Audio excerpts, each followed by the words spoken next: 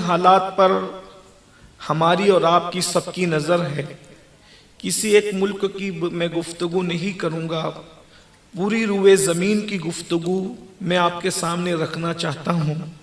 ہم اپنے مسائل اور ان مسائل کا حل تھوڑا اس پر غور کریں، چونکہ اس جلسے میں میں سمجھ رہا ہوں کہ تقریباً 90% سب نوجوان موجود ہیں، ممبر سے لے کر زمین تک سب جوان موجود ہیں ماشاءاللہ۔ اور جس کمیٹی نے یہ محفل رکھی وہ بھی اعلیٰ حضرت ینگ کمیٹی ہے، وہ بھی نوجوانوں کی کمیٹی ہے۔ تو پوری دنیا کے اندر جو امت مسلمہ کو مسائل درپیش ہیں وہ یہ ہے کہ ہر جگہ مسلمانوں کو کچلنے کی، دبانے کی، برباد کرنے کی کوشش کی جا رہی ہے، اور کسی ایک ملک کا یا کسی ایک صوبے کا یا کسی ایک شہر کا مسئلہ نہیں ہے، بلکہ یہ پوری دنیا کی روئے زمین کا مسئلہ ہے۔ زمین کے اوپر اگر کوئی شخص مسلمان بن کر بھی حکومت کر رہا ہے یا کوئی مسلمان نہیں بھی ہے تو بھی اس کا ٹارگٹ مسلمان ہے۔ وجہ کیا ہے اس کی؟ ایک وقت وہ تھا کہ ہم جیتے تھے شان سے، ہماری زندگی بڑی شان و شوکت کے ساتھ گزرا کرتی تھی۔ آپ کسی بھی زمین کا جائزہ لیجئے، زمین کے کسی بھی خطے پر مسلمان اجنبی زمین پر بھی چلا جاتا تو لوگ اس کے قدموں میں اپنی پلکوں کو بچھا دیتے، لوگ اس کی عزت کرتے، تعظیم کرتے، توقیر کرتے، حتیٰ کہ مسلمان اگر تاجر کی شکل میں جاتا تو بھی لوگ اس کا احترام بجا لاتے، اگر مسلمان کسی داعی کی شکل میں جاتا تو بھی لوگ اس کا احترام بجا لاتے۔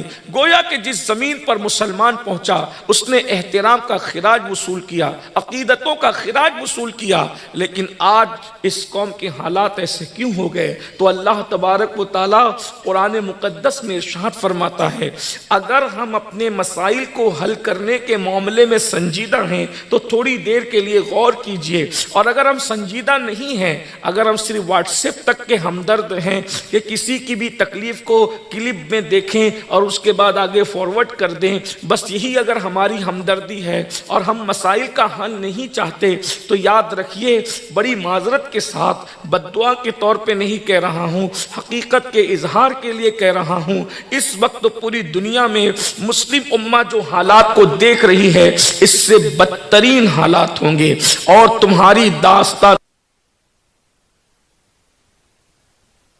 حل کرنا ہے، اپنے مسائل کا حل چاہتے ہو تو قرآن مقدس اور حدیث کی طرف رجوع لاؤ۔ اللہ پاک ارشاد فرماتا ہے ان اللہ لا یغیر ما بقوم حتی یغیر ما بانفسہم۔ اللہ فرماتا ہے جب اللہ کسی قوم کو نعمت دیتا ہے، اللہ کسی قوم کو عزت دیتا ہے، اللہ کسی قوم کو دولت دیتا ہے، اللہ کسی قوم کو عروج دیتا ہے، اللہ پاک کسی قوم کو ترقی دیتا ہے، اور پھر کیا ہوتا ہے؟